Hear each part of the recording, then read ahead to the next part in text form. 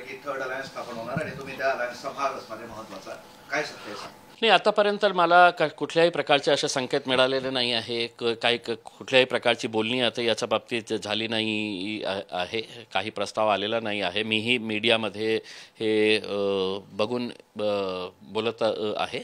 पण तसं काही प्रस्ताव आले तर नक्की त्याच्या बाबतीत एक पॉझिटिव्ह अँगलने आम्ही विचार करू. फक्त आमची एक कंडिशन असणार आहे की जे अलायन्सचा धर्म सगळ्यांनी पाळलं तर मुस्लिम समाजालाही काही न्याय मिळणार आहे. नाहीतर आज महाराष्ट्राची परिस्थिती काय आहे, एकही लोकसभामध्ये त्याचं प्रतिनिधित्व नाही आहे.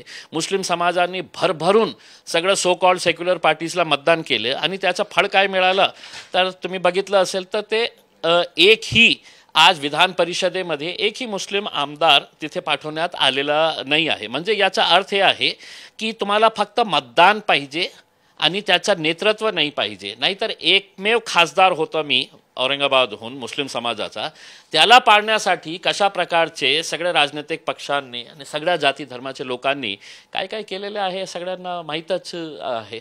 आता बघू विधानसभामध्ये अलायन्स होऊ किंवा नाही हो, आमची स्ट्रॅटेजी तयार आहे विधानसभेसाठी. एक चर्चा अशी पण होती सोबत पण काहीतरी म्हणजे ते तुम्हाला काही ऑफर देणार आहे किंवा काहीतरी ऐकलंय आम्ही, काय सत्य त्याच्यात? नाही, आत्तापर्यंत काही आम्हाला कुठल्याही प्रकारचा संदेश त्यांच्याकडून आलेला नाही आहे. पण एक प्रश्न आम्ही जरांगे पाटील साहेबांना हेही विचारतो की मराठवाड्यामध्ये 7 खासदार जे निवडून आलेले आहे ते मराठा समाजाचे आहे आणि ते फक्त जरांगे फॅक्टरमुळे आलेले आहे. पण त्यांच्या विजयामध्ये मुस्लिम समाजाचा सिंहाचा वाटा आहे. 2-2 तास मुस्लिम समाज उन्हामध्ये उभे राहून त्यांना मतदान केलं. मग एक खासदार आपल्याला चालत नाही का? याला पाळण्यासाठी का आपण लोकांना सांगितलं नाही होतं की आपल्याला सगळीकडे यांचा हे समर्थन मिळत आहे, आपण यांना समर्थन करू. म्हणजे अर्थ एकच आहे, राजनैतिक पक्ष असू द्या किंवा कोणीही असू द्या, आमचं मतदान सगळ्यांना पाहिजे पण नेतृत्व कोणालाही नाही पाहिजे. म्हणजे विशालगडाचे जे व्हिडिओ क्लिप्स आम्ही बघितलेलं आहे असं वाटतं की महाराष्ट्रामध्ये एक जंगल राज आहे आणि पोलिसांचे हात बांधलेले आहे. कारण दुर्दैव याच्यापेक्षा काय होऊ शकतो की पोलिसांच्या समोर लाठ्या काठ्या आणि तलवाऱ्या घेऊन ज्या प्रकारे लोक जाळपोळ करत होते, तोडफोड करत होते विशालगडावर आणि पोलीस बघ्याची भूमिका घेत होती, मग याचं उत्तर देवेंद्र फडणवीस साहेब असू द्या किंवा मुख्यमंत्री असू द्या त्यांनी हे द्यायला पाहिजे.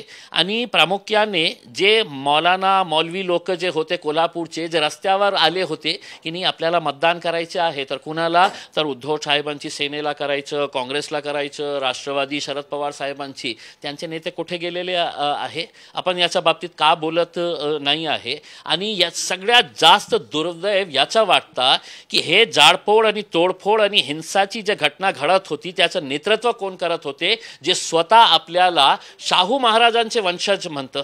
मी संभाजी महाराजांना विनंती करतो की एकदा तुम्ही शाहू महाराजांच्या बाबतीत एक पुस्तक मला दिली होती दिल्लीमध्ये, ते पुस्तक शाहू महाराजांच्या बाबतीत आपण विसरलं असेल तर पुन्हा ते पुस्तक वाचा की शाहू महाराज कोण होते आणि आपण जे काल नेतृत्व करून जे हिंसक घटना तिथे घडलेली आहे त्याचे जबाबदार कोण आहे याचं उत्तर आपणही द्यावं. देश विदेशातील प्रत्येक घडामोडींचे लाईव्ह अपडेट मिळवण्यासाठी आता साम टीव्हीच्या सर्व सोशल मीडिया प्लॅटफॉर्मला लाईक, फॉलो आणि सबस्क्राईब करा. तसंच सर्व नोटिफिकेशनसाठी बेल आयकॉन प्रेस करायला विसरू नका.